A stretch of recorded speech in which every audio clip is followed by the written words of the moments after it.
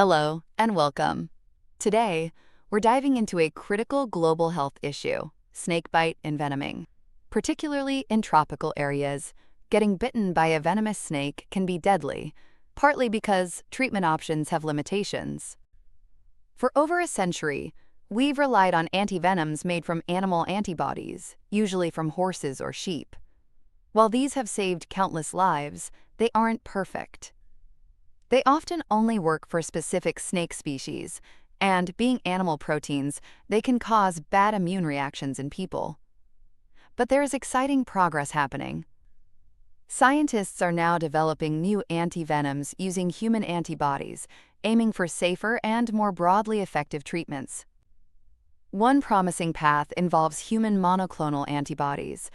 These are specific antibodies, engineered in the lab, to target key toxins found in many different snake venoms. Researchers sift through huge libraries of human antibodies to find the right ones. For instance, an antibody called 95-MAT5 has shown it can neutralize dangerous neurotoxins from snakes like mambas, cobras, and kraits in lab tests on mice, protecting them from lethal doses.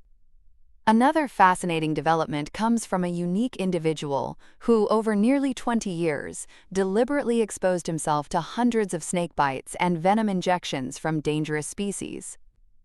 His body developed incredibly powerful antibodies that can fight off toxins from a wide variety of snakes. Scientists isolated these potent antibodies from his blood. They then created a novel treatment by combining two of these human antibodies with a small molecule drug called varesbladib. In experiments, this three-part cocktail protected mice against the venom of 13 different deadly snakes like cobras and mambas, and showed partial protection against others. That's one of the broadest coverages seen so far. So, what are the advantages of using human antibodies? First, being human proteins, they're much less likely to cause allergic reactions than animal-based antivenoms. They might also stay active in the body longer.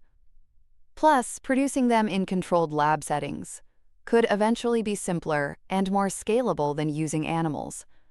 Of course, challenges remain. Creating a single antivenom that works against all snake venoms, including those from vipers which often need different approaches, is tough. Ensuring these new treatments are affordable and accessible, especially in lower-income countries, is also crucial. The ultimate dream is a universal antivenom, perhaps a mix of several potent human antibodies and maybe other drugs. While we're not quite there yet, this research into human-derived antibodies represents a major step forward.